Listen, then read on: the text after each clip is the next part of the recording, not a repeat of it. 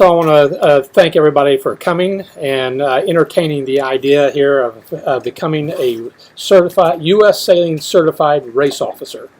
That's the end goal of this project. I'll introduce myself because there's some folks that really don't know me. My name is Mark Graham, and I've been the rear commodore of the club for about a dozen years. Which doesn't really mean a heck of a lot. I am not a certified race officer. I just have a little bit of experience doing it because Bernie's showed me how. There is only one expert in this room, and that's Bernie. I'm basically the same as all the rest of you guys. I will be learning this along with the rest of you. The reason I'm doing this or sitting up here running my mouth is because I took on this project. It's been a pet project for mine for a couple of years, and I just took on the job of trying to get it going. Let me brag on Bernie here just a little bit. First of all, Bernie. The club was started in 1968. We're in our 60th anniversary year. Bernie joined the club a year or two after that. I started in 58. 58, I said, yeah. I joined in 65. Okay, a couple of years after. Anyway, so he's been around a long time. He's done everything, he's seen everything. Bernie is a just recently retired a couple of years ago, a U.S. sailing judge. That is about as high as you can get in U.S. sailing. On the water. On the water. What are you? U.S. or international? U.S. I never could get down to Florida in the winter. too many snowbirds came down. But I was a senior judge for 42 years, and I was a senior race officer certified for 47 years. Wow. And 2 years ago, May 22nd, we were in the middle of this, and I fell on a committee boat, and I broke my leg. So I'm part of the reason for running lakes, but just running races is fun. It is a great learning experience. It's even better when you decide if you want to race. You will be way ahead of everybody else. And the best part is, fellas, the routine doesn't change. It's only 4 pages in the rule book. You know, and it's fun.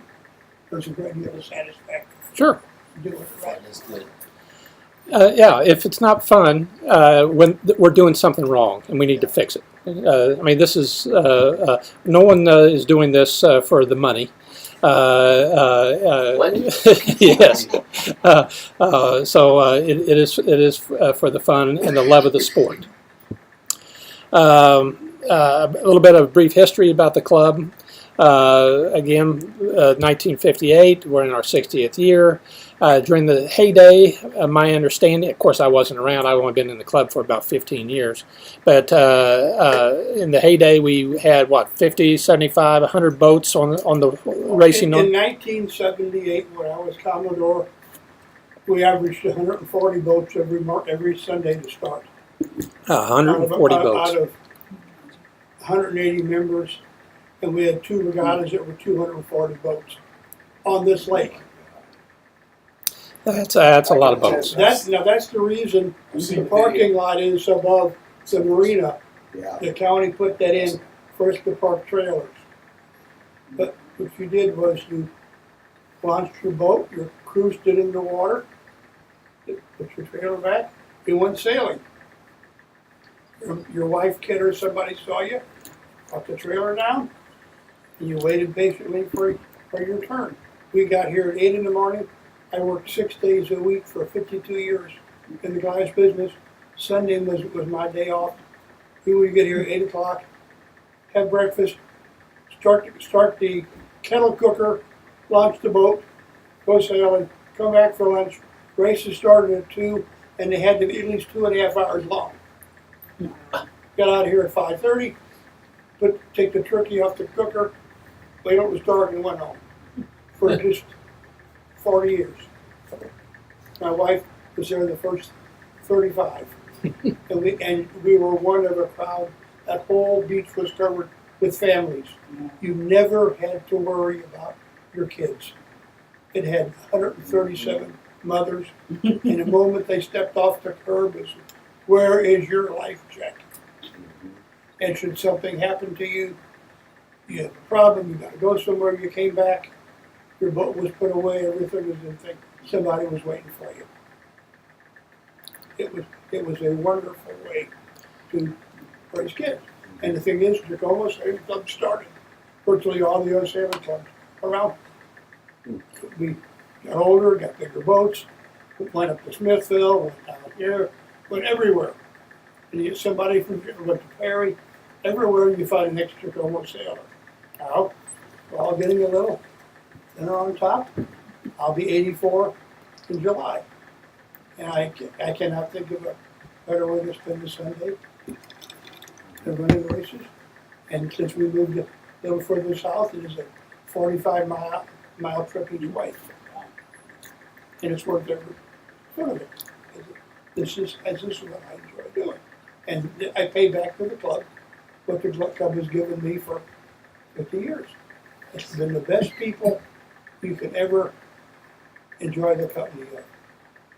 And there's a great deal of satisfaction in running races.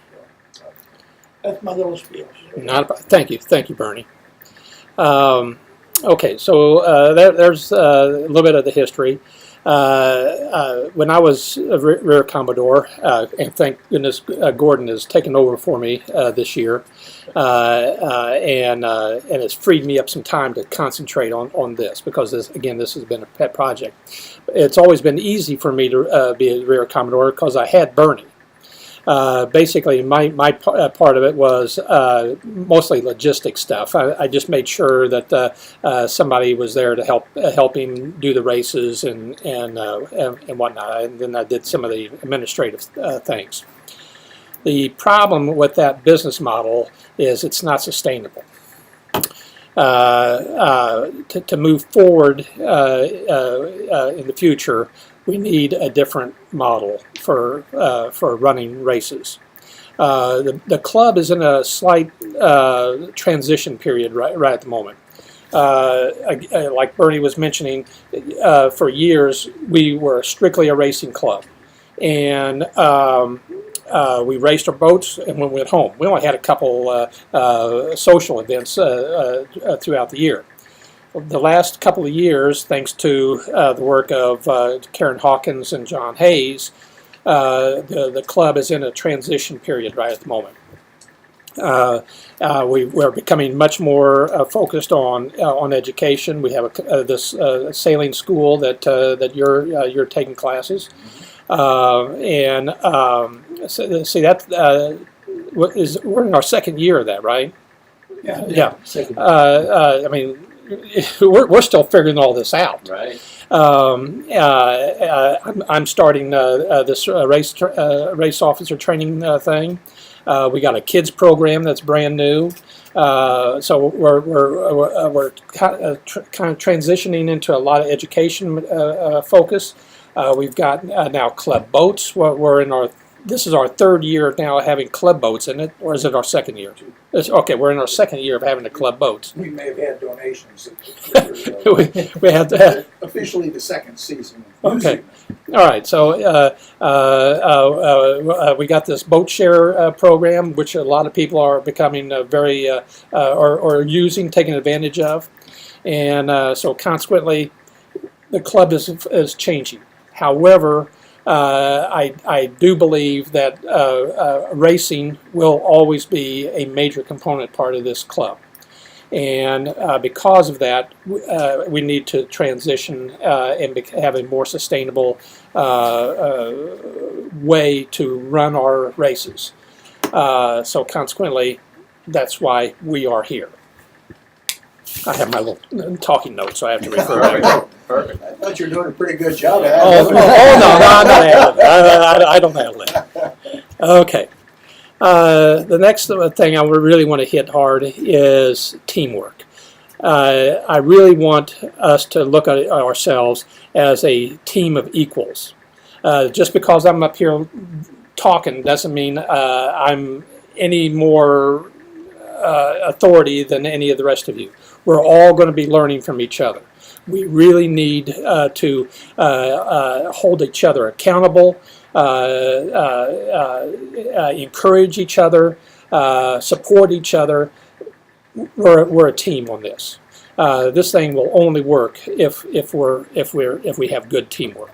It is a team. Okay.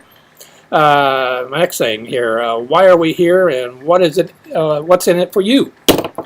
Well, why we're here is to, at least in my opinion, if I have anything to do about it, is we're all going to become U.S. Sailing Certified Race Officers. I think that's a minimum standard that we should shoot for. Bernie has set a pretty high standard for racing here. It's well run. It's run by the rules. It's a really complete program that Bernie has created for us. But we need to, in the future, be able to meet that standard or exceed it. And part of that is my thinking is we have a minimum standard of having a U.S. sailing certification. And that's going to be for the local, not the regional. We'll get into that, but yes, there's 3 different levels of race officer certification. That's in the book, I read the book. Oh, excellent. I actually read it. But club level, the entry level is what we're shooting for now. We may eventually want to graduate and go up to regional or even national, but for the time being, I'm thinking it'd be great if we can just get a club level race Do we officer. have any other regional officers other than Bernie? Yeah, I don't know of anybody. They've all died. I don't know if there's anybody. Don't die. Yeah, we need you around for another 30 or 40 years there, Bernie. Yeah, I don't know if there's any. We had 4 at one time. 2 have moved away, the other one died. And even down in Oklahoma City where they got a lot bigger base, that whole club's only got 2 certified race officers. 1 club and 1 senior down there in Oklahoma City. And they're in the same boat we're in. They're trying to get people in to the club level, which is actually pretty simple. The requirements are, you're in certain requirements on the race committee. At the end of the year, I've been trying to get this on Snipe, whatever we call it. So we don't have to have somebody come out and present a program, but you pay for a test, I think it's $30. You pass the exam and you got 4 years to make up the rest of the qualifications and get certified. But once you pass the entry test, you say you go up to Lake Perry or down to Stockton and say you want to be the timer on the regatta or you want to do something there. And you fill out your resume at your leisure and then you get certified. And then every 4 years you take an exam. You got to be a member of U.S. Sailing, but there's a perk. They indemnify you for $1 million. Certify you once you're certified. So it's a, I thought it was a privilege all those years to be certified judge and a certified race officer. And I conducted myself accordingly. But the best part is, it's fun to meet the people. It's fun to run the races. And it's fun to go sailing in the big boats afterwards. You don't have to pay for it. That is true. Okay. I think it's a prestigious position. a member of really a small group, and it looks like 1, 2, 3, 4, 5, 6 of us are going to be in the Kansas City area because, like Bernie was saying, there's probably not any other certified race officers. You will be looked upon to be an authority for how to conduct a race. You may be called upon from other clubs. Hey, come on over and help us out because we're having difficulties. We're not doing our races properly and that kind of thing. So, Lake Quivira. There. Hefner was that way too, because Bob Fink had his own set of rules, but our races. Yeah. So there'll be there's a certain prestige to being a race officer. Maybe we even get the club to donate some Your own jerseys. some PRO race shirts. There we go. Also, the just the love of the sport. Being able to know how to conduct a proper race and so that it's done according to the racing rules. So there's some benefits to being undertaking this this project, and I hope every one of us sticks with it. Do we have anybody that's not here tonight? We got several people that's not here tonight, I thought so. and that's why I'm recording this. And for those folks who can't be here, then they're going to be able to at least watch it and at least get a feel for how this is how things are going. So where are we now? Where are we going? And how are we going to get there? That's my next thing, talking point. Well, the first thing is we got a textbook. Believe it or not, this is the 2009 to 2012 version, and this is, in fact, the most current version there is. Hopefully everybody's got, I sent this out as a PDF file. This book is no longer in print, and it's no longer available. I have 2 hard copies. If somebody wants to look at it, but you have a copy of it. The nice lady at U.S. Sailing told me when I asked her about it, said that they were working on a new copy, new version, and we're hoping to have it out sometime this year. And I think the English translation of that is next year or the year after. So anyway, this is our Bible. It's an easy read. It's superbly written, I think. Well thought out. It's a great source. The problem with it, however, is that it is written for a very wide range of venues, and so consequently, like Bernie was saying, 90% of it doesn't really pertain to us. However, it is a great resource to go back to should we need to gear up for some event, because it really gives you an opportunity to think about, oh, did I forget about this item? Did I forget that? Oh, here's something else we need to take into consideration, because it seems to be all in there. Pretty good stuff. So we will be going through this.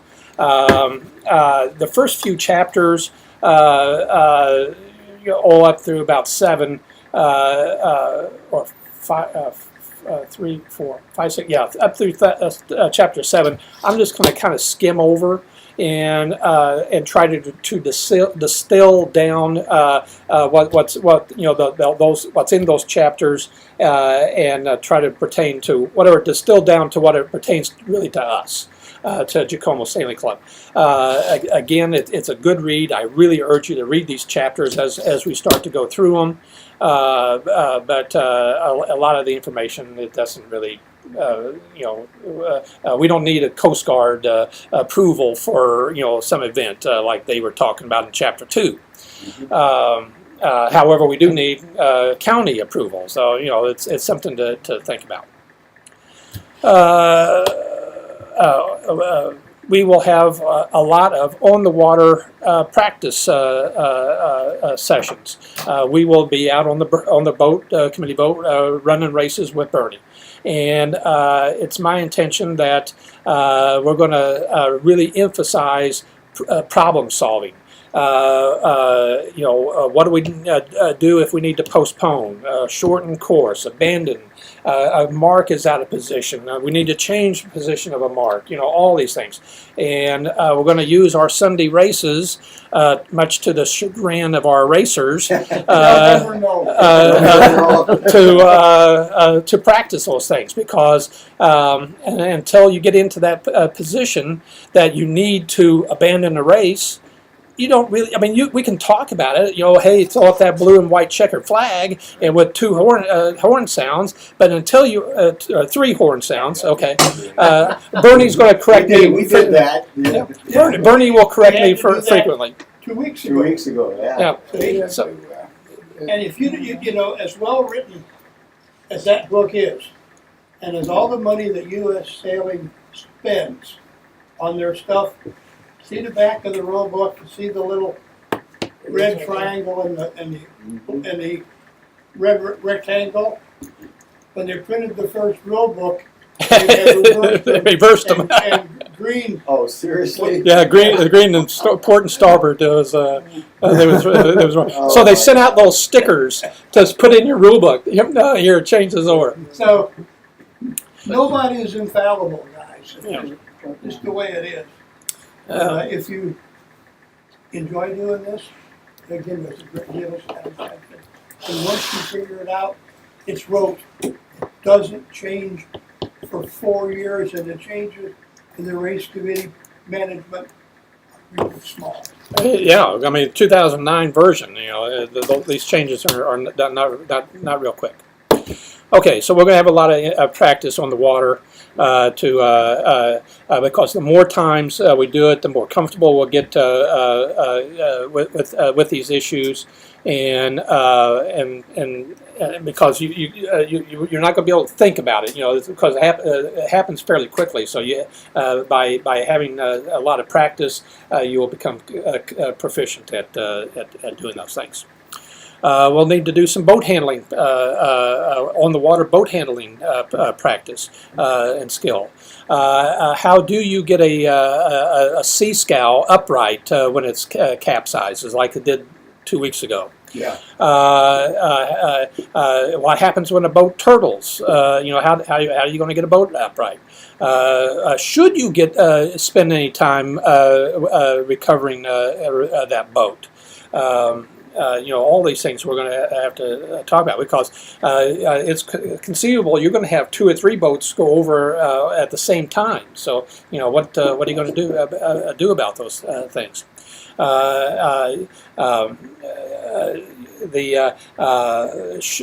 Should you do anything? Because if a crew is able to right their own boat without the assistance of an outside source, they can continue in the race. Mm-hmm. So you don't want to jump in there and start lifting the boat out until somebody says hey we need help and we're going to abandon the race. So we need to be able to practice bringing the boat, committee boat, into the dock and all this kind of stuff. I know Wes, you're really good at that, but and Gordon is good at that. But there's some boat handling skills. Okay. It works like a hog on ice. At least I take down flags. I told you, nobody's infallible. Writing the sailing instructions in NOR. Those are really 2 important documents. The racing rules spend a lot of time on it. There's an entire appendix in there devoted to the racing rules, the sailing instructions, and the NOR.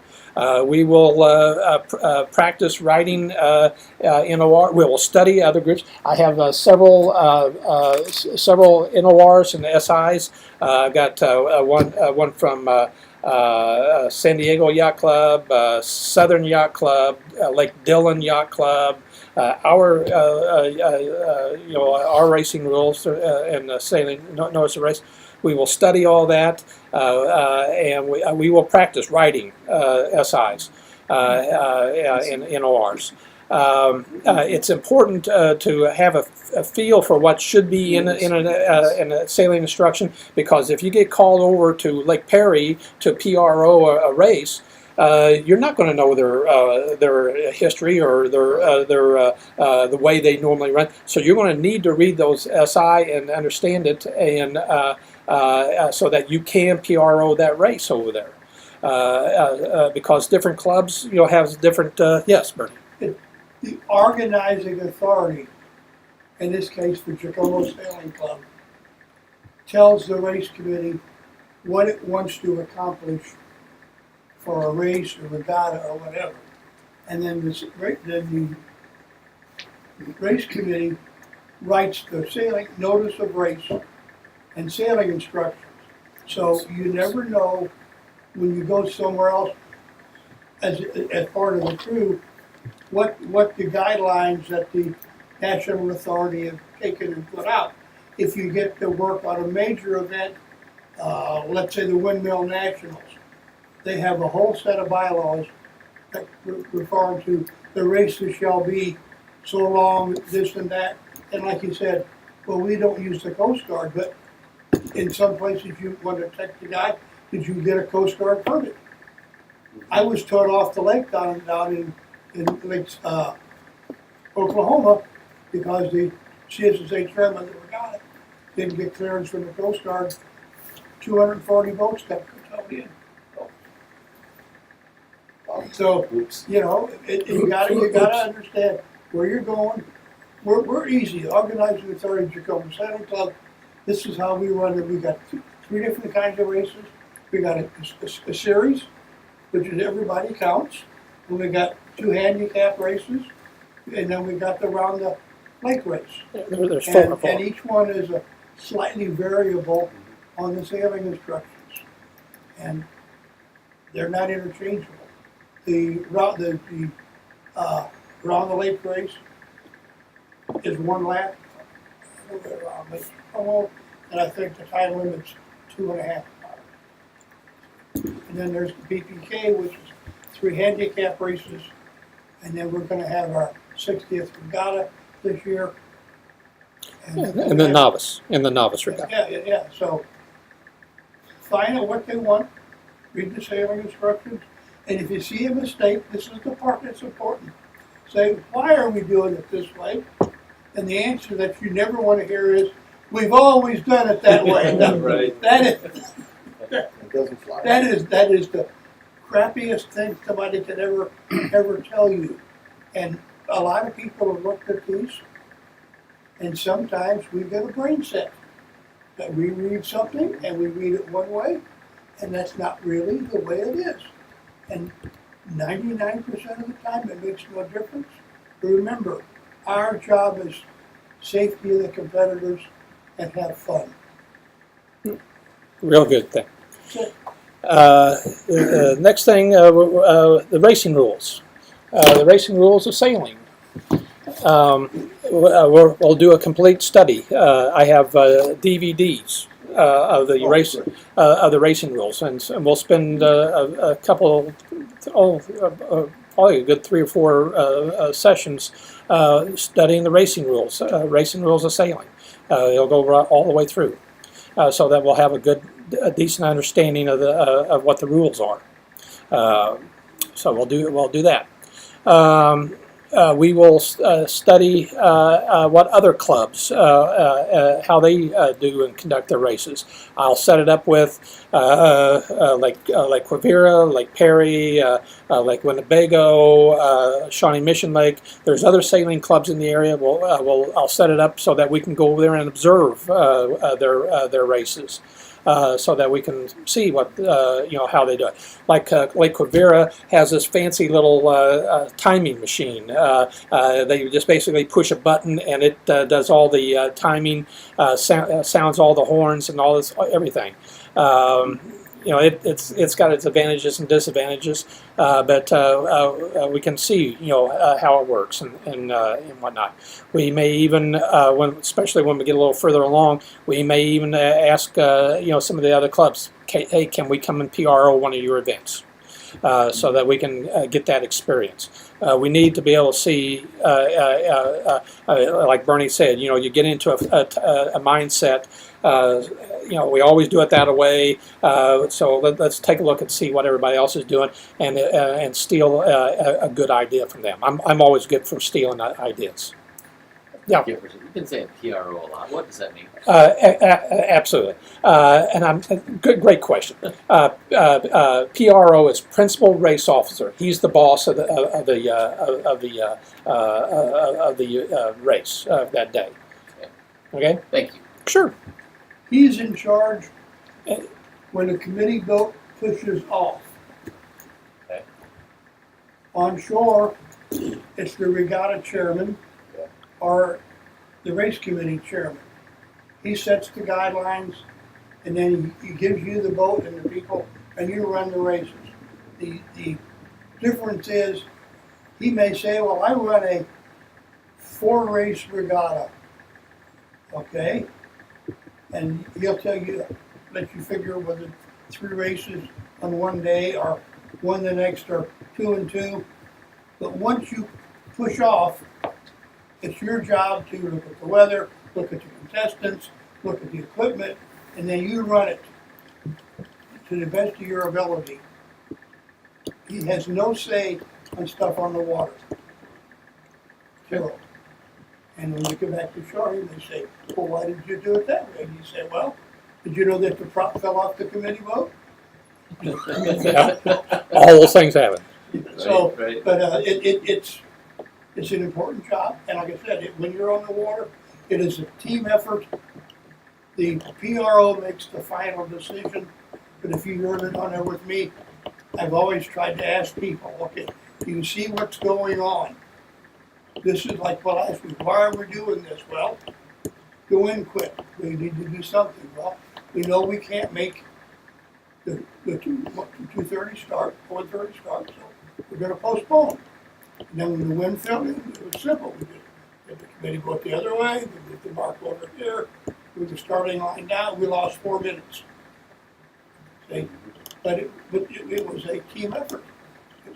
I didn't say, well, look, fellas, I'm gonna tell you how to do this. We always ask questions. And we try to get a consensus, because you guys, we get 3 pair of eyes are better than 1. One guy can only watch certain things. If I'm watching the weather, somebody else needs to be checking the boats in, somebody else to be make sure the barks are inflated, because it doesn't work if one guy falls down. It's like pulling a brick out of a wall. It's like, oh, that's not going to make much difference. So, You were with me last night, you got to see all of it. Right? Yeah. Okay. Next thing on my list is scoring. We will learn how to score a handicap. We have I have a little packet here someplace. There it is, and it's the Portsmouth handicap tables. And some of our races are purely a Portsmouth handicapped race. For example, the BPK and the Transjack, which means everybody races the same race course, everybody starts at the same time, and everybody is racing against everybody else. Our Club Series races are fleet races, meaning the Sweet 16s are racing against other Sweet 16s, windmills against other windmills, lasers against other lasers, thistles against other thistles. However, we're all sailing on the same course at the same time. Really, we're only racing against those other one design boats. So we will all need to be able to figure how to score a race. What happens when there's a tie? How do you figure who won when there's a tie on it? And it happens all the time. We have ties. So we'll spend some time on that. Especially the study of the racing rules is going to help us when we do protests. We're going to set up a complete protests series and do protest hearings. For the dozen years that I've been the Rear Commodore, we have never had a protest, which is nuts. We should just practice do some protests. And do a protest hearing. And then on the other side of that, there is arbitration, which is, I don't know what the appendix, appendix T in the racing rules. We're going to we'll set up some. I know of several different real life situations, and we will do a protest, and we will. I've been in a protest here. Excellent. We'll put you first. And I went to the Commodore, and I said that I wanted to file a motion for redress, and he goes, "What?" you want a new address? You moved. Good one. I love that. You want an address? I convinced him, Yeah. and it was because that's the way we do things here. And we're not protesting. Really, a national championship, and you're not going to have a protest. No, we don't want to do that. I just happened to be in Key West the week before the Key West Race Week. I was walking down. They had some big tents set up in the parking lot, where all the stuff was gearing up for the racers, and they had a big bulletin board set up there. They had 2 protest hearings or committees going. 2 of them. This is the week before the racing actually started, and I think they had them set for every hour, and they were completely full. They were protesting each other right and left, and the protest hearing committees couldn't keep up with all the protests. And the racing isn't even going to start for a week. Were they protesting measurements? I have no idea. Yes. I have no idea. Protesting measurements. Measurements are Well, terrible. They showed up down in Smithville and I got this with the cooperation of the folks in Newport, Rhode Island. A handicap number for that Chrysler 20. When I got up there, they said, "Oh, this number's not wrong." And so they cut my number in half. And I'm going, "You're out of your mind." I said, "You put me down with a C-Scows now. I can't do this." It was like 115 or 120 from almost 200. Right?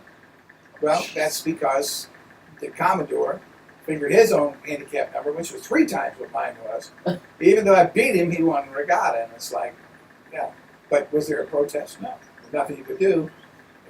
House House rules. house rules, and not this. And the advantage to having this is any club that at least tries to adapt it, because it'll try to adhere to it, and it makes your life easier. Because for a while it was like pick up basketball on a different street.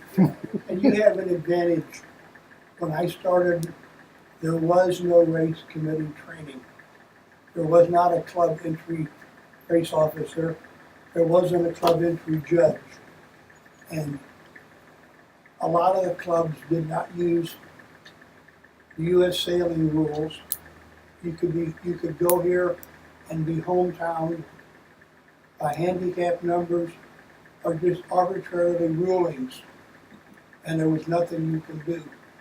The McCracken twins went down to the U.S. sailing in the O'Days, no, the one with the double-handed, and finished master beam ahead of the guy from Southern Yacht Club.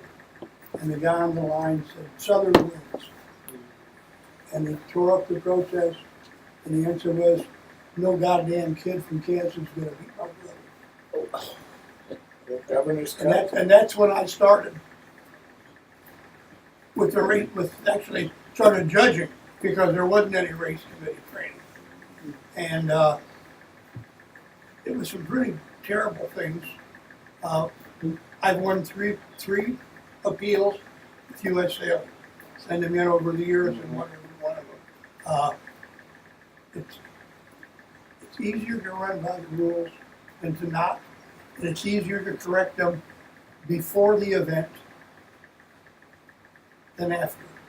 So if you go out and you read something you think is obviously wrong, you need to go see the person who's in charge and say, well, you can't do it this way, for so and so. And if they insist, you want to tip your hat and walk away. Because you don't want to be involved in real shit. Right, right. The governor's cup, there were two J24s. One belonged to Charlie Reynolds, my crew, and Robin Henry. There was another one belonged to local club. After the first 20 minutes of the race, it was obvious where their boat was. Where the hell? We don't think they'd ever finish the race. Who won? Their boat. Because the local people just assumed, because it said J24 with no sale number next to it, that it was theirs. And I saw Tom Charette. I've never seen Tom angry. Tom's a happy guy, laughs, and oh, I thought he was going to have a stroke on the dot. And they invited us down. And Mike McGrath, they managed to figure him out straight, but it couldn't possibly be the out-of-town J24. And it wouldn't anything you do. They refused to show you anything written. And the Commodore was drunk when we brought the thing. I mean, he was literally swaying back and forth drunk. Was that? But again, no. Hometown, home court. And in the old days, before this, in the rule book ahead of this one, there was no penalty for the yacht club. You can only penalize the contestants or have the race committee award you places. Now there's penalties from U.S. Sailing against the organizing authority. And up at Perry 10 years ago or so, the guy came up from Texas in a sunfish, and he did the third start, and in a good breeze, he was first to finish 3 out of the 5 races against J24s, and the Hobie 33, and all this, and they awarded the trophy to the Hobie 33, even though the sailing instructions said the best corrected time for all 5 races. And they said, well, you decided to give it to guys with the spinnakers. That was it. Just changed your mind. And that's the same Hobie 33 that won 1 year. Won his division in the Mackinac Islands. And much to the chagrin of all the people up there, who inasmuch told him to pack up your boat and go back to Kansas, Sunflower Boy. But he did, he beat him fair and square.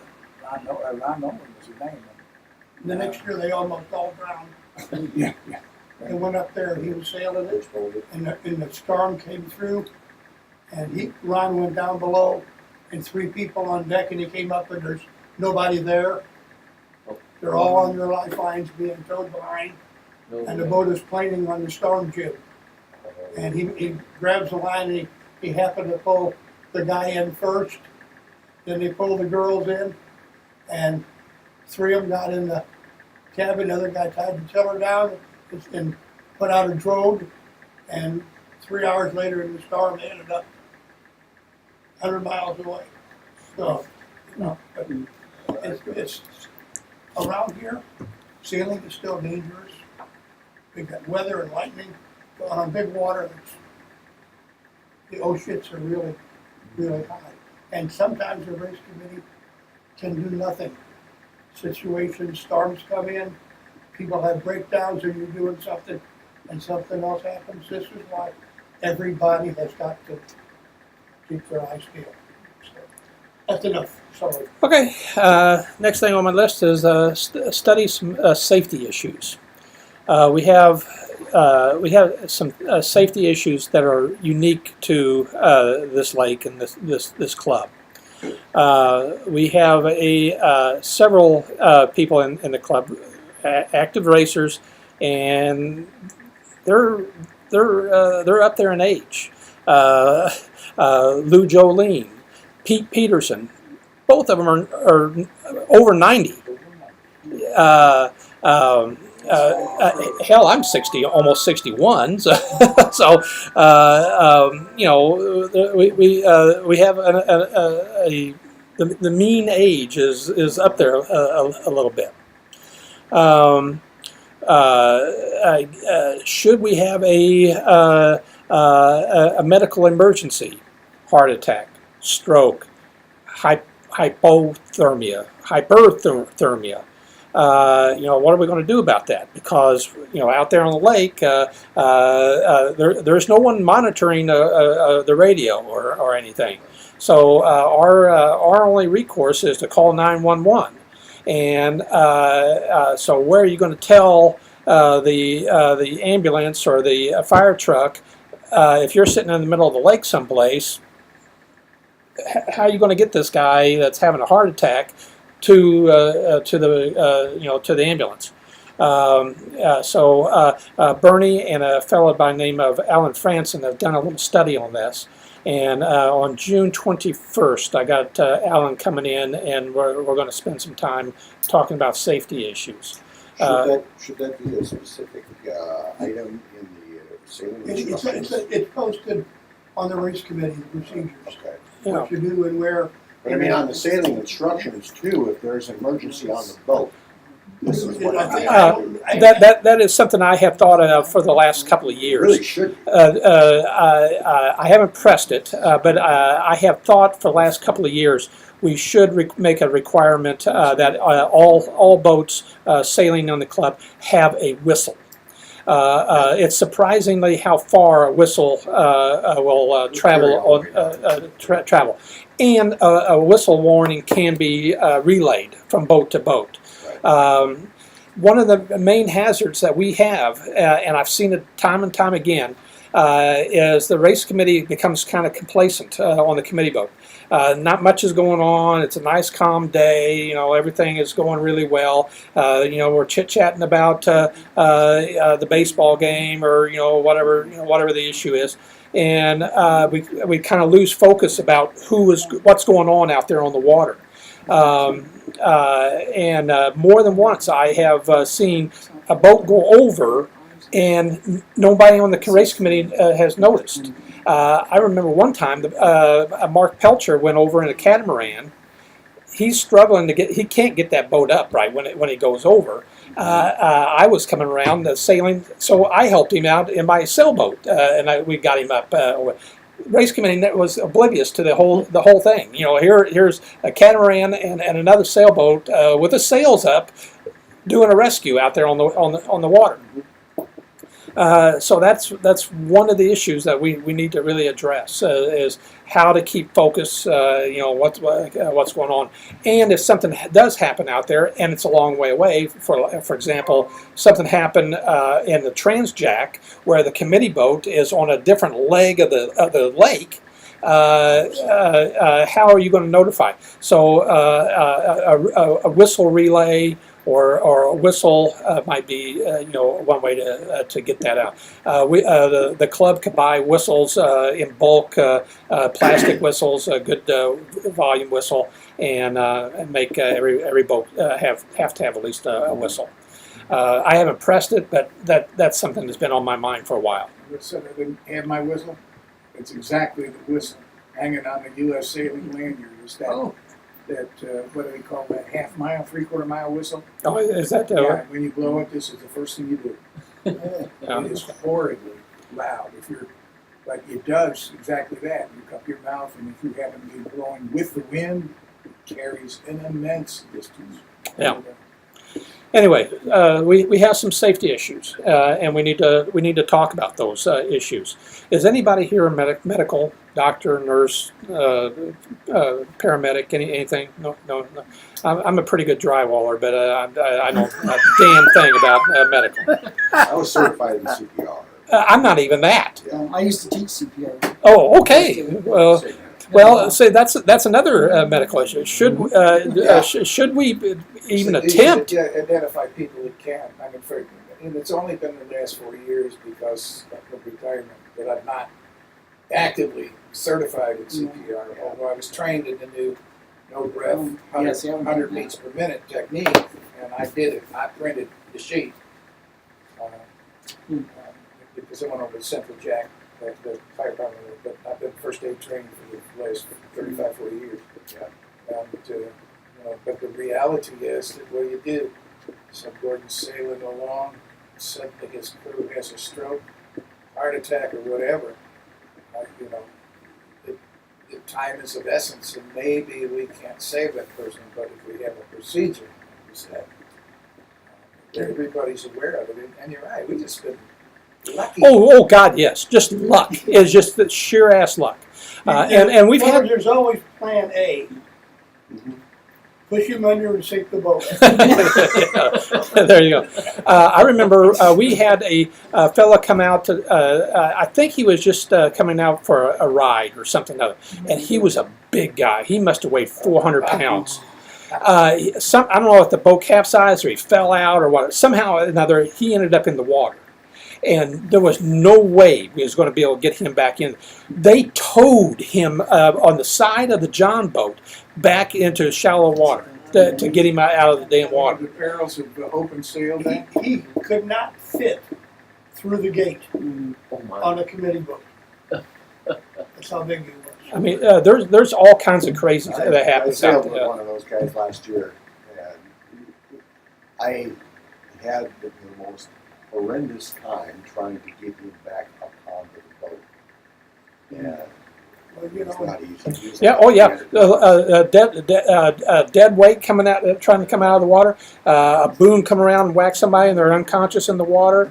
There's all I kinds had of one of my issues. crew one time actually went into a diabetic shock. Diabetic shock. And, There you go. And we had to pull out of the racing car. So anyway, we got to talk about some safety issues, and get a handle on that. Continuing education. It is real easy to let bad habits creep in and whatnot. So we need to kind of set up some kind of a thing to refresh, and then there's going to be attrition here. Some of us are going to get tired of sailing and quit. No, Eventually. Bernie, you can't do that. As people move away, we need to renew renew and perpetuate it so that establish a training program. Believe it or not, there is no organized training program for this. I'm having to build this as we go.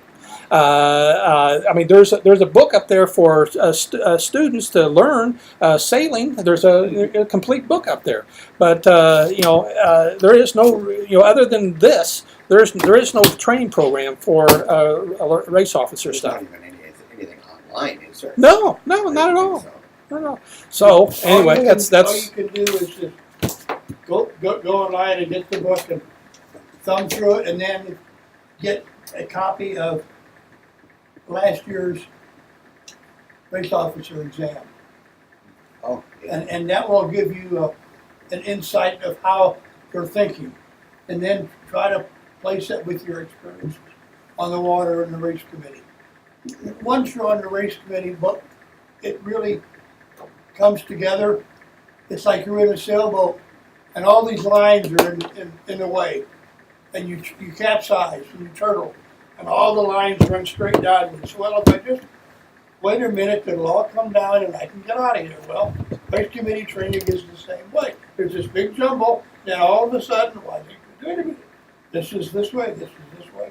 And it's pretty logical steps. It's not that hard. It does require dedication, sunscreen, water. yeah. Couple Yeah, books. water.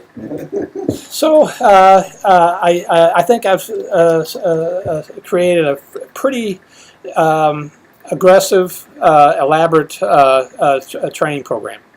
I've been thinking about it for quite a while, and I will need your support to get this thing done. I think if we get through all of that, we will be pretty well prepared for any kind of racing program that's before us. What do you guys think about this? I mean, Yeah, So, you like what you hear? Yep. Okay. Again, we're a team, so I need your input. If you see that, hey, this could be better, maybe we should need to incorporate that. Let's hear about it, because we need to. We're a team of equals, and we need to work together on getting this together. Resources. Well, our first resource there is Bernie and his 50 years of experience in doing this. We got the Race Management Handbook. We've got the Rule Book. We got the join the race committee team booklet, and we're going to go through that here in just a couple of minutes. I've got study questions that for what is on the test. There's the questions. I think I emailed all these. Yeah, I sent those out. I find that these are kind of tricky type questions. They're worded things. But anyway, we will go through each and every one of those, and then on each one we will try to get the history of why they're asking that question, so we can get a feel for what's going on. Anyway, I got we got study questions. I've got a book on safety, rescue, and support boat handling. So we will go through this, and especially in the safety segment of that. We've got study questions and race officer. Race officer requirements. Here's the race officer requirements for being a certified race officer. They're not really extensive, but hopefully once we're kind of done and ready to bring in the guy to do the test, we'll be confident enough that we can all give the seminar, of this. We got, of course, Portsmouth handicap tables. By the way, there are several different handicapping systems out there. There's probably a dozen or two. We use Portsmouth Handicap. Why? I don't know. I wasn't around when that decision was made, but that's the system that our organizing authority uses. The Portsmouth Handicap. There's PHRF, which you may be familiar with. There's a dozen of them out there, but we use PHRF. Wasn't PHRF the reason they had 400 protest sessions in Florida? Well, probably. Yeah. I know. And see, I was hard. I had a perf handicap number, and I had, I used to suggest a Portsmouth handicap number, and the perf number favored me, and that's what they literally cut in half. And Smithville was like, "Where did you come up with this?" Well, and it was, so it's difficult. It's not simple, perfect. Yeah. Portsmouth, the nice thing about Portsmouth, it makes assumptions, and it's usually pretty accurate as long as you run 55 to 60 minutes of the race. But it's worked around here since we had what were they, blue and yellow? Perf came along and they established handicap numbers based on measurement and weight of the boat and length of the race course. And when Portsmouth had their meeting at U.S. Sailing, we had a joint meeting with Perf. And we never could get him to explain why a J24 in Texas and a J24 in California and a J24 in New Jersey had different perf numbers. See? But the local conditions, we said, the boat could only sail so fast. Well, part of it was how they measured the course. Well, in the old days, you ran a motorboat.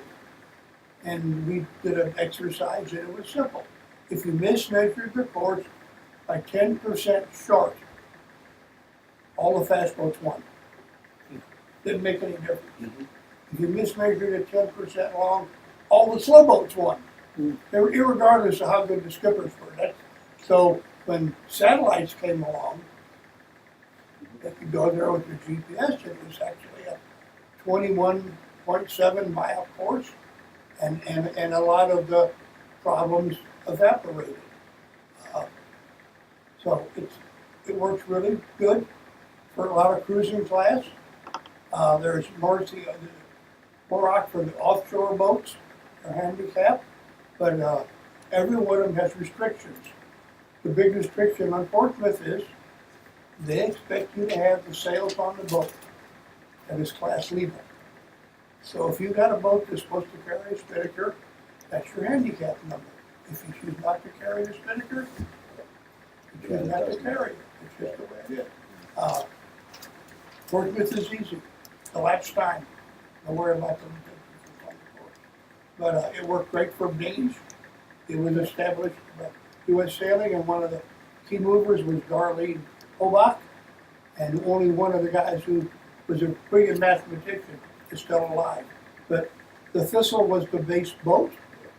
It's 83, irregardless of the wind conditions. And if you've ever watched the Thistle sail, it sails really good in light air, a little better in medium, and really shitty in heavy. Well, if your number was 103, 103, 103, you sailed really, you followed the curve. Sea Scow's got 79 something, Thistle's 83, you gotta give them about 4 minutes out of 80. And it's pretty much accurate. Good sailors win races, Portsmouth numbers don't. And when you go to somewhere else to sail, usually by the second race you figure out who the good sailors are, which actually has a great deal of bearing on the length of courses that you will stick. Because the first race in a regatta is a crapshoot for everybody, including the race committee. You can only guess, even though you may be familiar with J22s and everybody else, and you want to set an hour-and-a-half course, you may be way over or you may be way under, because you may have Elmer Fudd or you may have Paul Elstrom. So, but handicap sailing is better than not sailing, but it's not much fun as one design. It's the way it is. I do not have any particular time frame for completing all this. If we can get it done by September, great. If it's next May, that's okay too. My thinking is it's much more important to get it done quality than under some arbitrary time schedule. So this very well may be turned into a fairly lengthy program. I don't know how you guys feel about that, but that was my thought on it. I don't mind it being longer as long as it's not dragging out. We're still accomplishing things and we're still moving forward, and that's fine. Sure. Yeah. If it kind of stalls, then that's where we got a problem. I'm 100% with you. And that's been a problem of why I haven't done this before. Is because I would get it started, and then I was get busy with something else, and it would just kind of peter away, and it never got done. Sure. And this time, damn it, I'm going to get this damn thing done. Well, I'm part of the problem because I broke my leg. Well, Stay healthy. No, we're on a time frame. Okay. All right. Where was I at? Oh, okay. And then the last thing, our resources for getting this work done is our poor sailors in our Sunday races. Because I really do intend to create as much havoc out there as I possibly can to make the race committee have to think about well, the mark is out of position, or hey, the pin end is just now floated off down the lake, whatever, and the racers are going to complain. They're going to be hollering, "Why are you doing that? What are you doing all the time?" Just refer them back to me. People holler at me all the time, and that's fine. I don't have any. They've been hollering at me for a dozen years, so because of the way I do things. So As hard as it is, do not talk to the competitors from the race committee vote, except for, "Oh my God, look out, you're going to crash." You don't tell them what time it is. You can't tell them when the race starts. You can't, because first of all, it's all against the rules. yeah, that's a And Rule it's an unfair 44. advantage to other competitors. And if you're out there on race day, and you're out there plenty of time to run the races, and there's 5 guys there ready to race, and there's 4 at the dock sailing out, start the 5 guys. You cannot wait for stragglers. And once you do this, they will come out. I mean, once they figure that you want to run it by the rules, they will make an effort to get there. If they're serious. If they don't, it doesn't make any difference what we do. But there's things we can do to make it easier. We have a great system for posting the course. We've got good system on the flags. They're clear and they're visible. There is That good noise? there's so much on it. We could actually run an international regatta of our committee boat with everything we have on. We've even got the port and starboard placards in one of the boxes to change course if we had to. They're on there. The plus sign, the minus sign, the red, and the gray or green. And we got the plus and minuses for Yeah. the same thing. Committee boat goes to the mark you want to change, stands there with a plus, blows a whistle. That means the mark has been moved up the race course with the same heading. If you stand there with 2 plaques, the green one and the plus, it's been moved to the left, and the course has been lengthened. Instead of having to give all the headings, you just do it at the mark. It gives them a whole leg to go up there and do it. Now, the key is that other people can be sailing to the old mark, and other people can be sailing to the new. Like I said, it's a really straightforward. It's a lot better than it used to be, and we have equipment to do all this on the committee boat. But that's going to fall into our practice area. Yeah, You've got to get out there and do it to have a full understanding of that.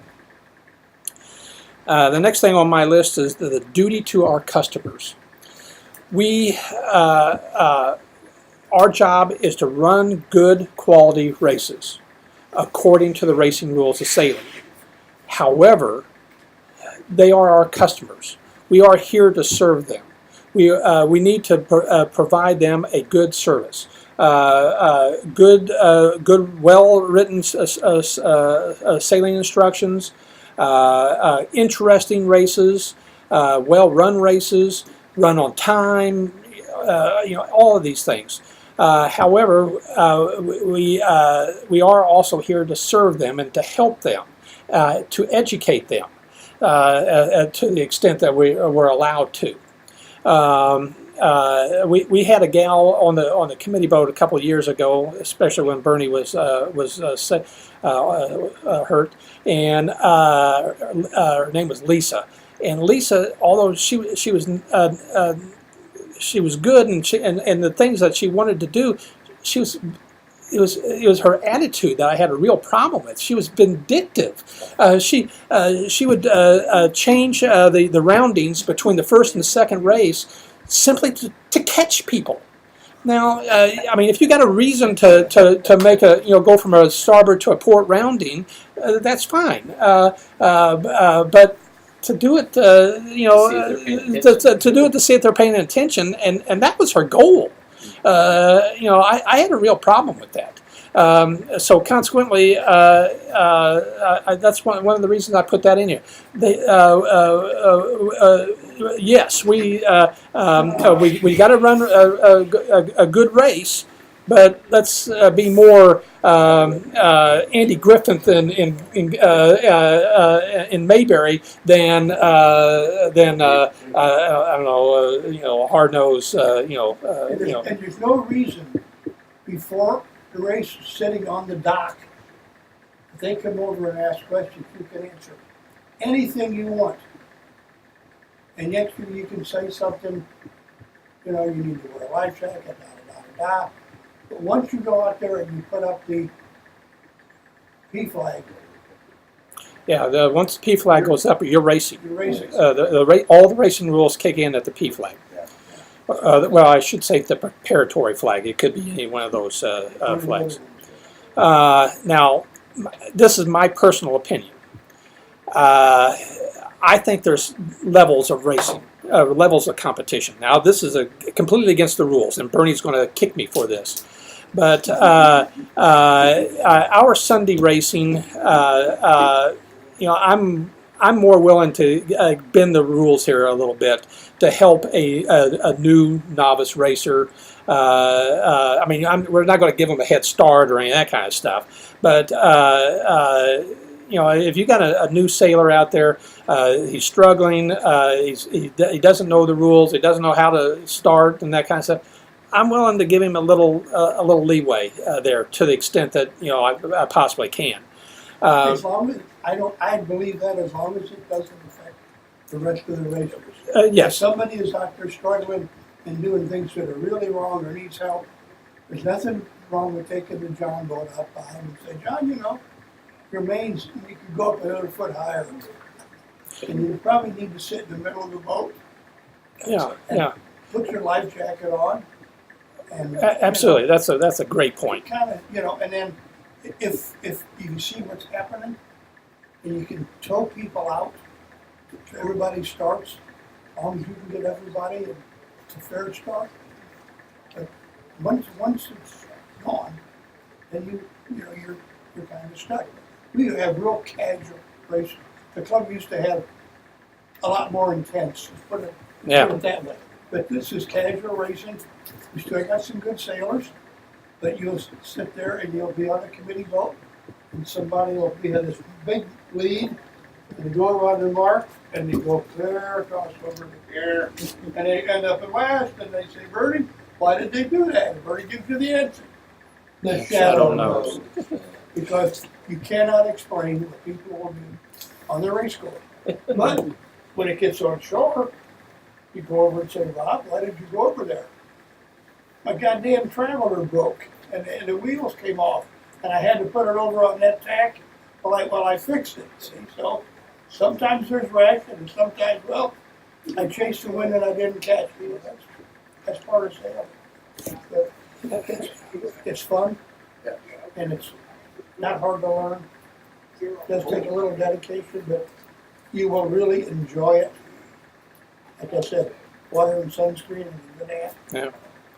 Okay, well, back to my point that I was trying to make is I think there's different levels of racing. Our Sunday casual races are at one level. You jump up into a regional race, then I think you have to be a little bit more, quite a bit more to those rules. So if the novice came by and said, well, what is this time? How many minutes to the start? Well, you might stick your finger up there, but if he did the same thing in a regional race, hey, you're racing at a much higher level. You're supposed to know more about what's going on. You especially get into a national event. Yeah, you got to stick really close to the rules. And you should expect those racers to know. And you've got to bone up on reading the rules. A lot of classes have different sets of rules for events. The laser class for the nationals requires the 6 mile course. That's what you got to have. And you can't race with the wind below here, and you can't race with the wind above there. So if someone invites you to go up to Lake Perry for the Governor's Club, say what you want to do is you want to first off have them send you a copy of the notice of race, sailing instructions, and then or you can say, are any extra class rules in effect? Oh yeah, we're having the Y-Flyer Nationals along with it. Well, can you send me a copy? Or go online and get a copy of the Y-Flyer rules. The better you're prepared, the less chance to vote shit. And you're dealing with people who come a long way to race, Yes. and it's important to them. Last year they had the fast keel boat from Colorado was up there. Did you use something? Oh, yeah. Up there for Perry for the Nationals. And they raced in the regatta, but they raced 2 extra days. So the regattas counted towards the trophies, but so did the extra days. But the race committee had to be up there early because they made sure everybody had a measurement certificate, all that stuff. So sometimes it's pretty easy sometimes. And you don't be the one that's unaware.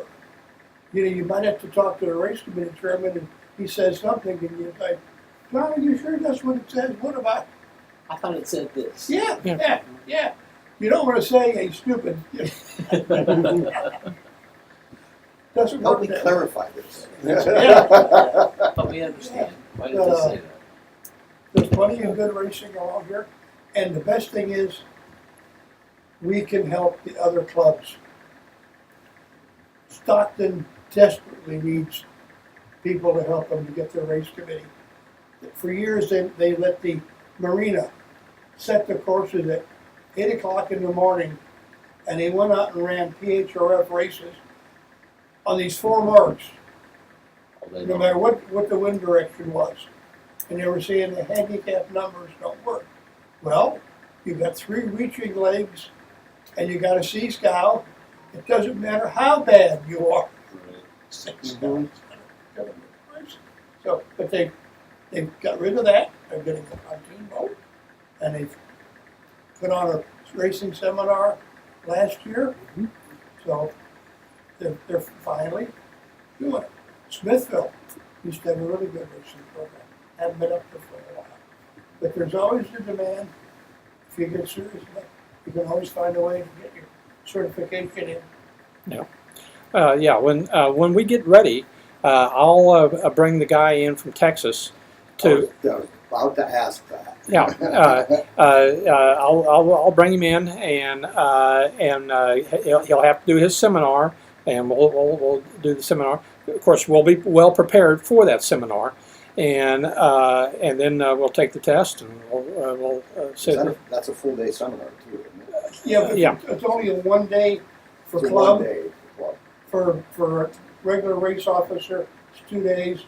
It's like judges. The club judge is a 1 day seminar, and a regular judge is 2 days. So, but only the last 10 years have they even done the club judge and race officer thing, because the people in the Midwest, been like Marty Ottenheimer, been screaming about, we don't need the full-blown rule book to run races for the Sunday club. We can learn, start us here. If you want to get bigger, you run bigger races, you take more certification that way. So, but it's good. And since we've got this place, 10 years ago, I paid for the guy to come up, and we went to Lake Lotawana. It was the coldest day in the year, and the clubs that needed it didn't show up the most, including Lotawana. They decided to schedule a work day, and it was still like 40 people. See, and I broke even because I footed it because I thought it was that important, and us having a clubhouse is a huge plus for that. But you guys will enjoy doing this. We'll follow the program, and by the time it's over, passing the test will be, It should be easy. you've done. Okay, where did the rules come from, and some structure organization? Let me read a little bit here. In the mid-1930s, a fellow by the name of Mike Vanderbilt, defender of the America's Cup, the J-Boat Enterprise, Rainbow, and Ranger, began working on a new draft of rules based on 3 basic relative positions boats can be in on the same tack, on different tacks, and in the act of tacking. In 1948, the North American Yacht Racing Union, predecessor to the United States Sailing Association, and the Canadian Yachting Association, adopted Vanderbilt's draft as the official rules. Previous to that, there was chaos. There was no rules. If you raced in one location, you had a completely different set of rules. You're racing in another.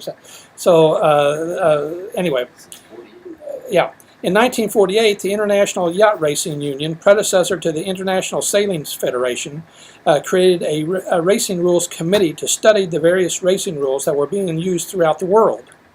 From 1950 to 1959, Mike Vanderbilt, Greg Bemis of the United States, Gerald Sambrook of Great Britain, and others worked hard to draft one set of rules under which the entire world would race.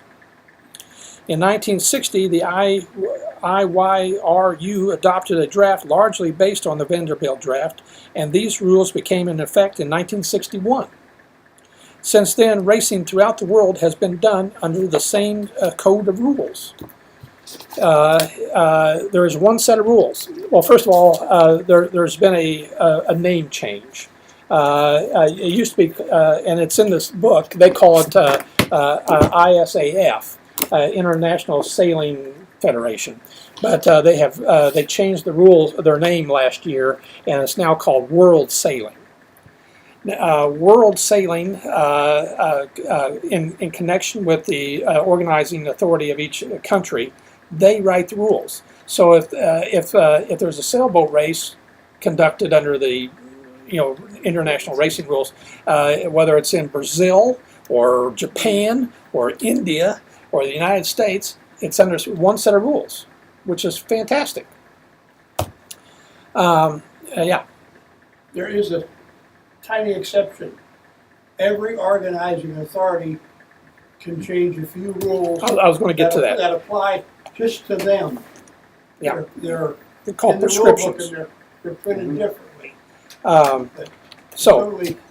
there's an embryonic relationship. The World Sailing appoints a organization in each country to be the national organizing authority in that country.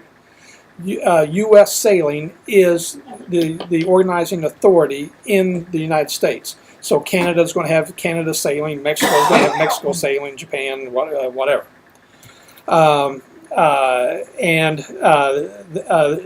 U.S. Sailing, along with the other countries, works with World Sailing to write the rules. They make adjustments to the racing rules every 4 years, and that's called a quad. We are currently operating under the 2017 to 2020 set of rules. In other words, we've been into it a year and a half. In each country, the organizing authority, U.S. Sailing here in the United States, can amend some of the rules. There are certain things in here that they are not allowed to amend, and like, for example, the definitions. They're not allowed to amend the definition. They can't change starboard to port or any of that kind of stuff. But they can make some changes to the international rules, and those changes are called prescriptions, and they're noted in the rule book because they're in bold and they're in italics. And I'm looking for one. Okay, there's a prescription. Appendix S. Appendix X is a prescription. Okay. Well, anyway, in Rule 40, the U.S. Sailing has made a slight change. Rule 40 is personal flotation devices, life-saving equipment. When flag Y is displayed with one horn sound before or after the warning signal, competitors shall wear personal flotation devices, except briefly while changing or adjusting clothing or personal equipment. When Y flag is displayed ashore, this rule applies at all times while afloat. Wetsuits and dry suits are not personal flotation devices. So that's what the actual rule is. U.S. Sailing has added something. U.S. Sailing prescribes that every boat shall carry life-saving equipment conforming to government regulations that apply in the racing area. Go to rulesussailing.org and click the PFD link for more information. So they add that little amendment to the racing rules. So in Mexico Sailing, their racing, that probably won't be there. And there's several different rules. Wes, why don't you get some of those rule books and throw them around here so that we can kind of look at them. I take it the air conditioner doesn't work. We didn't even try turning it on. Oh, okay.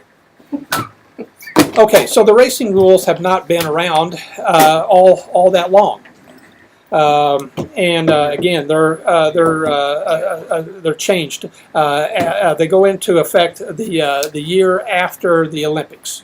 So whenever there's a Summer Olympics, then that January is the start of the next quad, as they call it. Then there's the national authority. And then that bleeds down into the local authority or the organizing authority, which in our case is Jacomo Sailing Club, and that endowment, if you will, goes from the World Sailing to U.S. Sailing to our club. Because we are associated, we pay dues to U.S. Sailing and are a member of U.S. Sailing. No regional associations? They're not like a Midwest and an East or a North and a South? Well, yes. U.S. Sailing has broken up the country into different sections, and we are in Area F of U.S. Sailing. Area F is Sail, Intermountain Lakes out of Colorado, Texas Yachting Association, and Central States Sailing.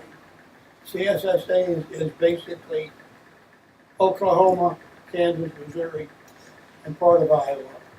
And then TSA is Texas, and Intermountain Sailing is Colorado. And we make up Area F. We have the largest geographical sailing area in U.S. sailing. And the least number of people. We, as a club, we don't necessarily report directly to, but we get support from our Area F administrators. Not much, but yeah. If we have for example, that's where the guy that's going to come in and give our test from. He's the Area F. I don't even know what they call him. Race officer. Race officer. So yes, there is some regional breakdown, and I don't know how many areas are there in total. I think 12, Oh, okay. That's but I don't know exactly. okay. But they also supply appeals if you have a protest and they don't like the result from Jacomo. You go to CSSA and they have an appeals committee and they hear that. If you don't like that, then you got to go to U.S. Sail. But there is a little support. It's not as good as it used to be because all the clubs are suffering just like we are. Just the way it is. Yeah. Okay.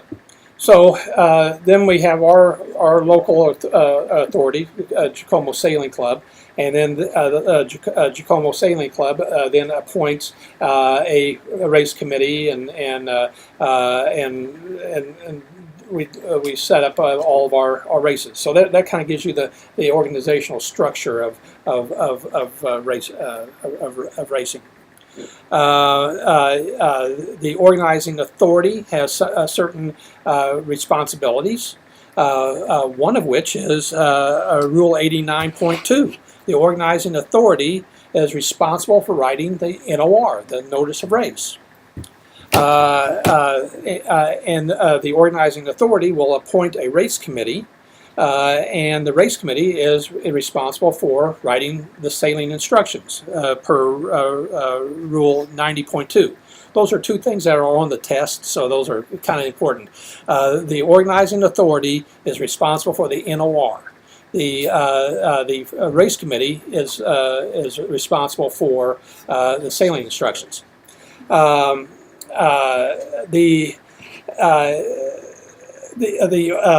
In reality, those structures are not.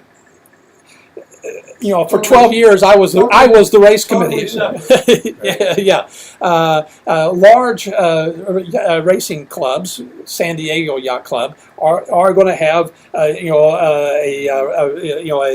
race committee and or a rear commodore, and then they're going to the rear commodore may appoint a race committee for a half dozen different races, and then they might have a committee chairman, and so they may have lots of different structure there.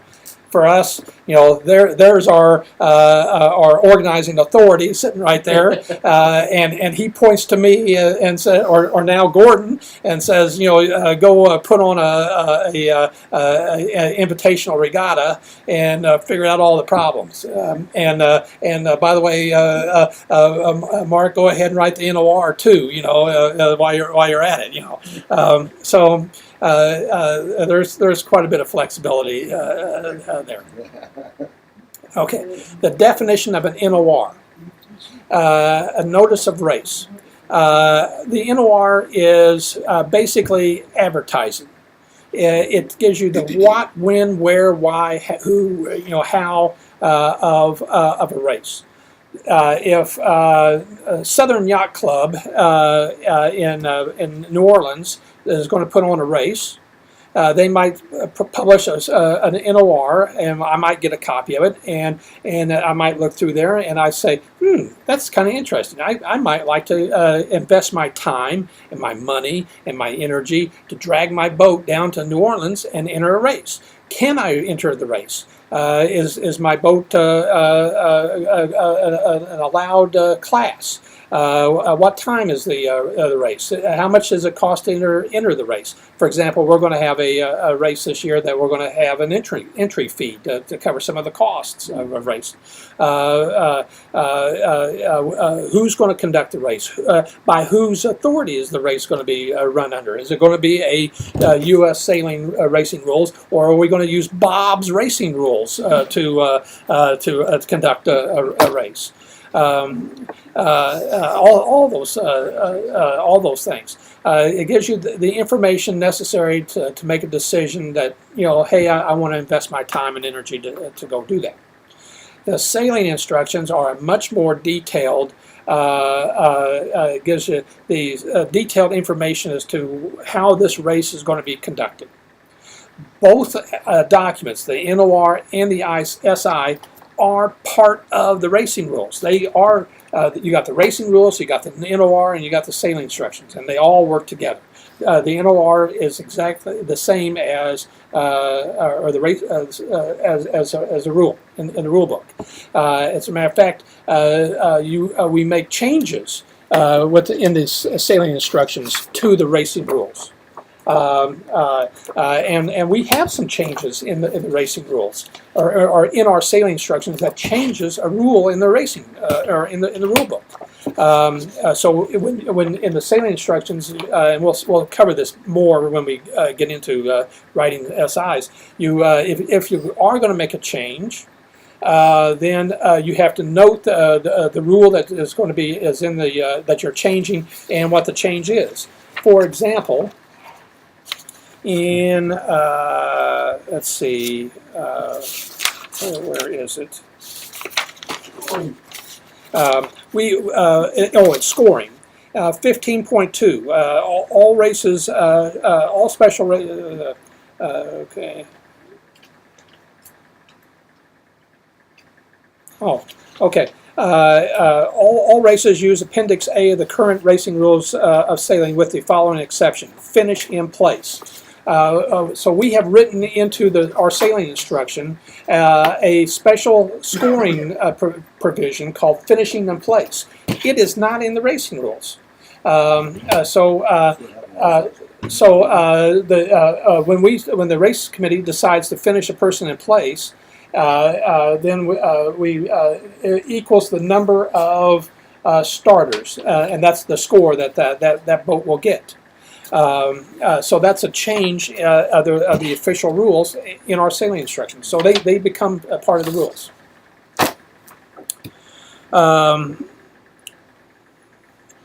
So let's move to our handy little packet here. And kind of, since we're kind of running out of time, let's kind of go over some of the people that make up the race committee. John, here's one of these for you. On page, page 2. But I was going to jump over to page 14. The race committee, the people on the boat conducting the race, it can be broken down into a whole section of a whole group of people. Everybody's got a specific job. You'll have a mark setter, a wind reader, a PRO, principal race officer, a line sighter, a sounder, a scorer, a spotter, a signaler, a timer, and a committee boat operator. In reality, for us, I usually put about 4 people on the committee boat on any given Sunday. And so consequently, those 4 people are going to be doing a couple of these jobs. So the line sighter, the starting line and finish line is the red ball mark that we set out to port of the committee boat. And the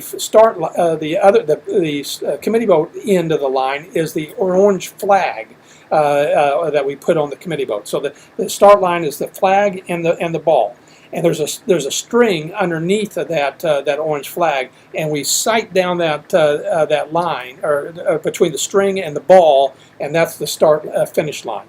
And so there will be a person designated a line sighter. And that person will record or announce if anybody is on OCS, on course side. They started early.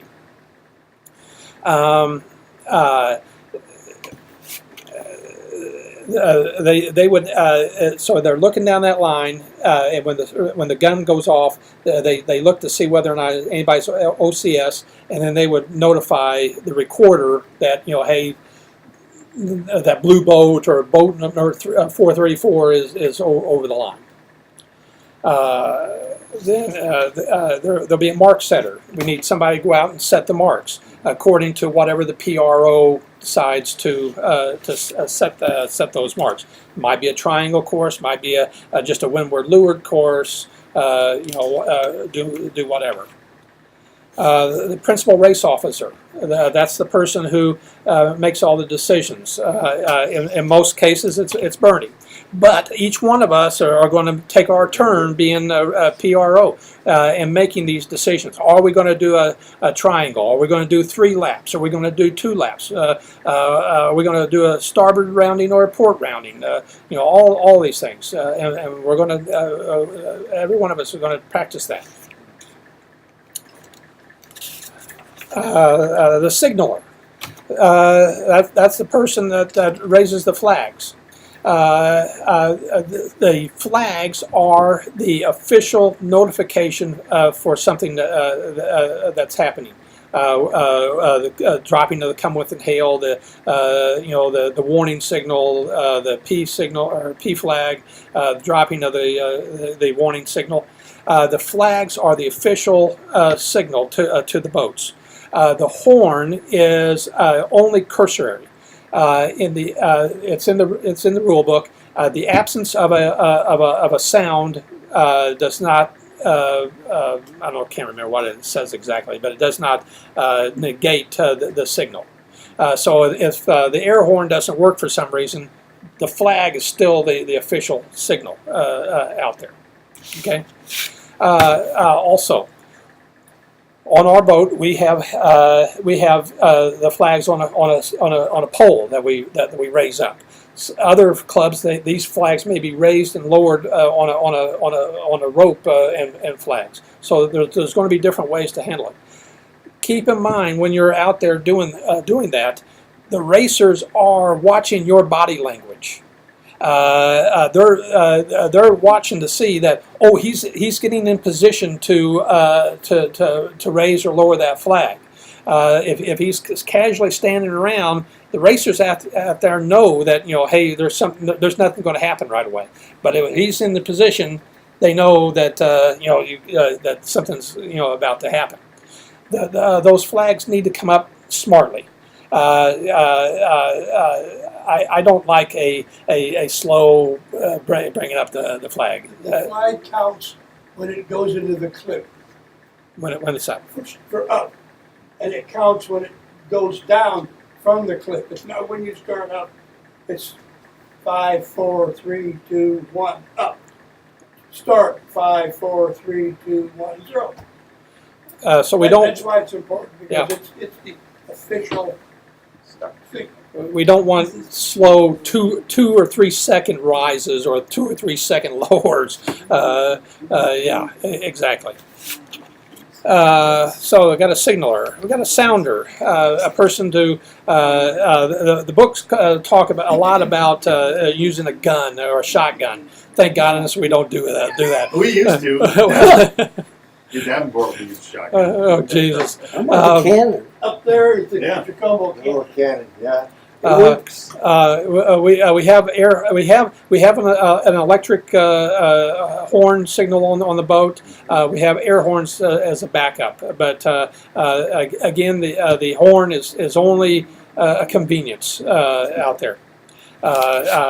So you got the sounder. You got the spotter and the recorder. Some spotter is somebody out there watching that did somebody capsize or whatnot. We got need a recorder to record the time and when somebody finished a race. We've got a score. We need somebody to record that boat 434 across the line in 1 hour and 22 seconds, ahead of this other boat. The timer. Personally, I would have put the timer at second. I think the timer is probably the most important person on the boat. That person is driving the boat. Once the timing sequence starts, the timer becomes the most important. Everything happens according to what the timer does. So if the timer the clock battery goes dead or whatever, it's an oh shit moment. Throw up the AP flag and the timer is really the most important part of it. We keep 2 clocks going Just just for that. good idea. Okay. Anyway, we got this. It's a nice little book. It is all this is all repeated in chapter 1 of that. But we do have this nice little booklet.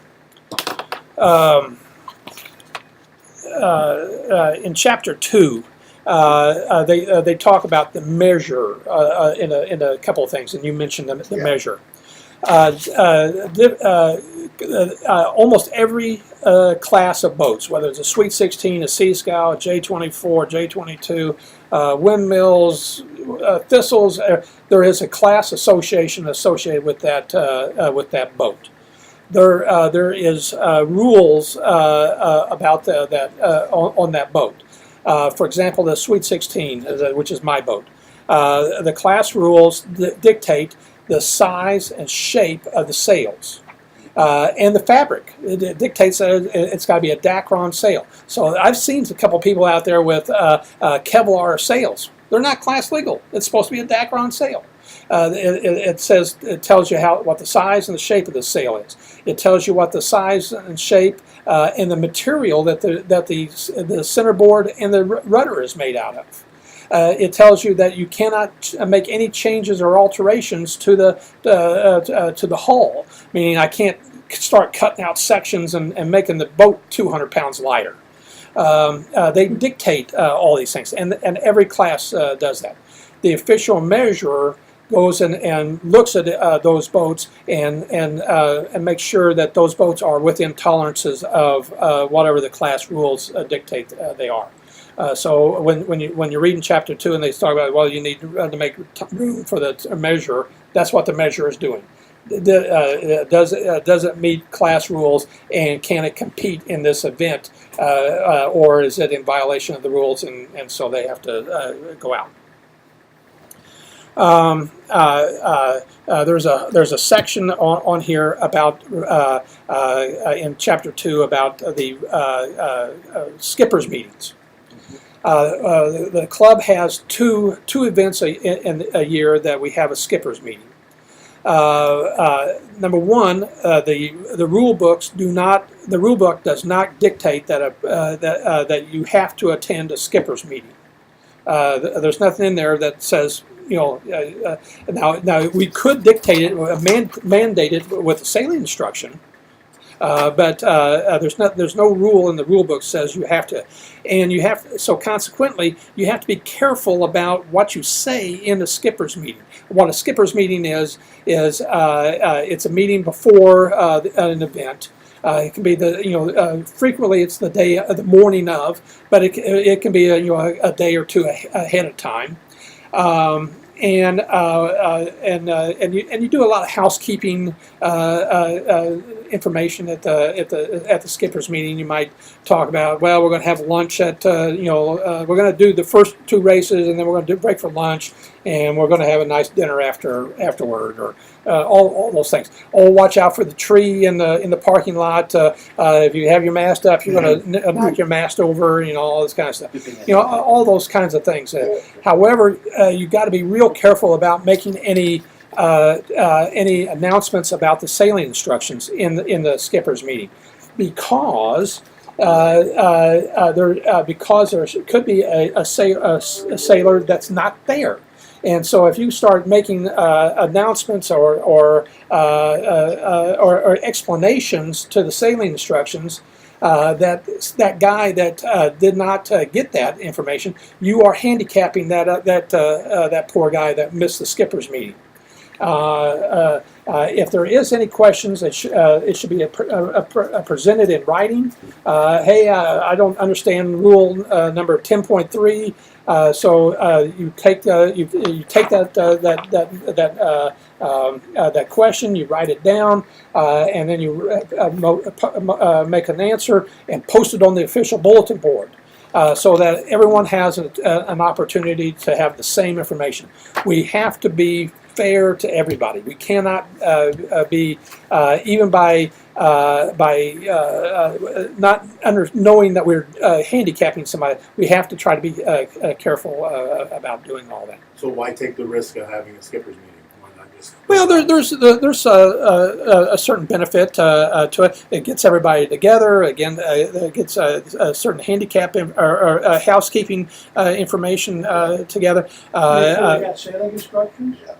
They know where the bulletin board is. Yeah, exactly. Does everybody know that we have it? Oklahoma's not going to know where the bulletin board is for this. I'm just curious. That's- Yeah, but it's customary. It's customary. We do have a bulletin board. Donuts and coffee. Donuts and coffee. Yeah. Oh, that? We do have a bulletin board. I don't know if you guys know where it's at. Yep. It's a 2-sided thing. Right currently on the lake side, we just have a bunch of big advertising thing. On the back side, we have all of our club information. The combination to the combination is SAIL, SAL. and we all should be able to get into it. The locks do tend to rust because they're out in the weather all the time, and sometimes you have to take something and whack the combination to get it done. Just make sure that you got it. It is 9 o'clock, and let's adjourn for today. I want to ask Yeah, you one thing. Yeah. How important it is to understand the rules, especially the definitions. I'm going to make it simple. This is the starting line. Here is the orange mark. There is the committee vote. The gun goes off. Is that person over early? No, Okay. Is he over early now? Yes. Because it says course side of the line. So the course doesn't start until the windward side of the starting line. Now, conversely, if you're finishing, it's there. It's the course side. So you finish when they break the imaginary line from the side of the It's mark. not the Now, center of the ball. So you it's don't whatever really want side to of have the a ball. real thick pin. well, sometimes you're forced into a boat. Something Yeah. something got moved, and you're forced to put a missing mark up and use something. It's just very important that when stuff happens that's above normal, that the person making the call understands Okay. what everybody is talking about. So, Gotcha. So it's on always our the things, you still got to understand course side. course of the side. ball. weather side. So, so no, wait. So if at the starting line, that's the boat, this is the mark, yeah, then isn't this over here the course side? it's right here, this side here. Right there. Yeah, So a boat right here is not over. that's right. Oh, okay. That's right. It's the far edge of the orange ball. That's right. Alright, so if I'm trying a port start, for example, I can be even with the ball, if you will, as long as my bow is shy of it. You're always over. Always. We're just It's easier that way.